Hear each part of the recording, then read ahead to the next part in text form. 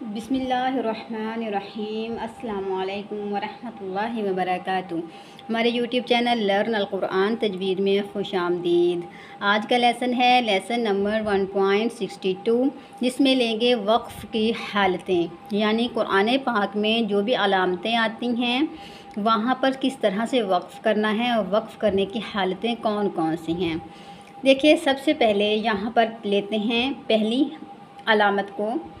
यहाँ पर देखिए मीम या मीम इस तरह से लिखा हुआ आता है, मीम और मीम। ये क्या होता है? ये होता है वक्फ़ लाजिम। ये वक्फ़ लाजिम की अलामत होती है, यानी यहाँ पर लाजमी रुकेंगे, सांस लेंगे और फिर आयत का जो नेक्स्ट पार्ट है वो स्टार्ट करेंगे। इसी तरह से आगे है, इस तरह का गोल दायरा आता है, ठीक है, जहाँ पर आयत का नंबर भी लिखा हुआ होता है।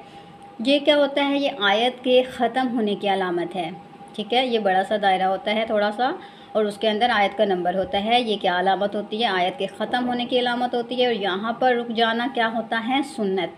यहाँ पर रुकना सुन्नत तरीका है।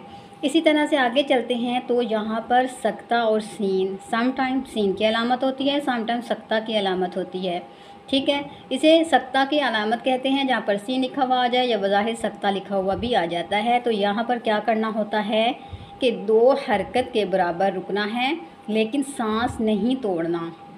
यानी कोई आयत पढ़ रहे हैं, पढ़ते हुए सक्ता की अलामत आ जाती है तो क्या करेंगे? वहाँ पर 2 हरकत की मिक़दार के बराबर रुकेंगे, लेकिन सांस नहीं तोड़ेंगे। और फिर साथ ही 2 हरकत तक रुकने के बाद आयत का जो अगला हिस्सा है वो पढ़ना स्टार्ट कर देंगे, सांस को नहीं तोड़ेंगे, ठीक है। इसी तरह से आगे चलते हैं तो यहाँ पर है वक्फ़ा। एक तो है सक्ता और एक है वक्फ़ा। सक्ता आने की सूरत में क्या होगा कि 2 हरकत के बराबर रुकेंगे, जबकि वक्फ़ा अगर आ जाता है तो ये लंबे सक्ते की अलामत है। यानी यहाँ पर लंबा सक्ता कैसे करेंगे? 4 हरकत के बराबर रुकेंगे, लेकिन सांस नहीं तोड़ेंगे। सांस को तोड़े बगैर 4 हरकत तक रुकते हुए आयत को फिर से स्टार्ट कर देंगे। आगे चलते हैं, यहाँ पर 3 नकात और मा समटाइम क्या होता है? 3 नकात होते हैं, मतलब एक ही आयत के अंदर 3 नकात आते हैं एक जगह पर, और साथ ही थोड़े से फासले पर दूसरी जगह पर भी 3 नकात आ जाते हैं, या क्या होता है? मा लिखा हुआ आता है। इस सूरत में क्या करना है? कहाँ पर रुकना है या नहीं रुकना है? किस तरह से रुकना है? यहाँ पर क्या होगा? इनमें से किसी एक अलामत पर रुकेंगे, ठीक है। यानी आयत में या तो हम पहले वाले 3 नकात और मा पर रुकेंगे, या दूसरे वाले 3 नकात पर रुक जाएंगे, ठीक है। अगर पहले वाले नकात पर रुक गए तो दूसरे नकात पर नहीं रुकेंगे, लेकिन अगर हम पहले वाले नकात पर वक्फ़ नहीं करते, नहीं रुकते, तो दूसरे वाले नकात पर रुक जाएंगे। इसी तरह से आगे चलते हैं तो ये क्या है? ये भी वक्फ़ की अलामत है। तो जिस जगह पर तो आ जाता है तो वहाँ पर क्या होता है? ठहरना बेहतर होता है, यानी वक्फ़ करना बेहतर होता है।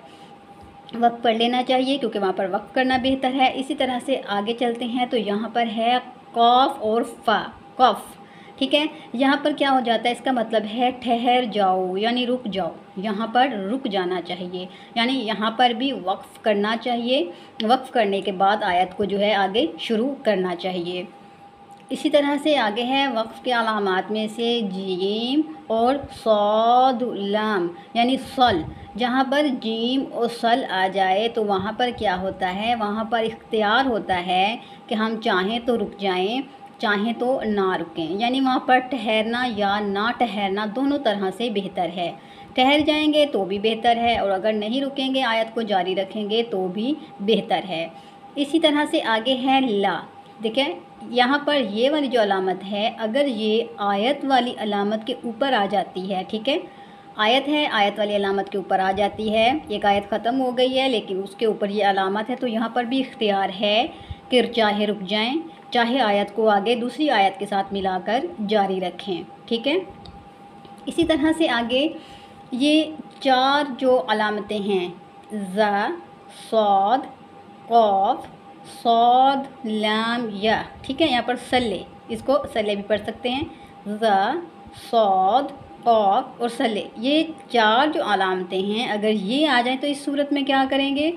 इस सूरत में आयत को जारी रखना बेहतर है, यानी यहाँ पर वक्फ़ ना करें बल्कि आयत को जारी रखें तो यही बेहतर है।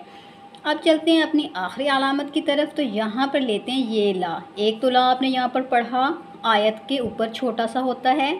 इस सूरत में इख्तियार है कि चाहे तो आयत पर रुक जाएं, चाहे तो दूसरी आयत के साथ मिला के पढ़ लें, लेकिन एक आयत के दरमियान में आ जाता है, इस तरह से ये अलामत आ जाती है। तो इस सूरत में बिल्कुल भी नहीं रुकना चाहिए। इसका मतलब होता है नहीं। इसका मतलब क्या हुआ? नहीं, यानी आयत में अगर ये अलामत आती है तो वक्फ़ नहीं करेंगे, आयत को जारी रखेंगे, यहाँ पर सांस भी नहीं तोड़ेंगे, वक्फ़ भी नहीं करेंगे बिल्कुल भी, और आयत को जारी रखते हुए मुकम्मल करेंगे। इन तमाम अलामात को याद रखिए, इनको बार बार समझने की कोशिश कीजिए। कुरान पाक की तिलावत के दरमियान जब भी तमाम अलामतें आ जाती हैं तो इनको समझिए और इनको याद रखिए। जज़ाकल्लाहु खैरा। अल्लाह हाफ़िज़।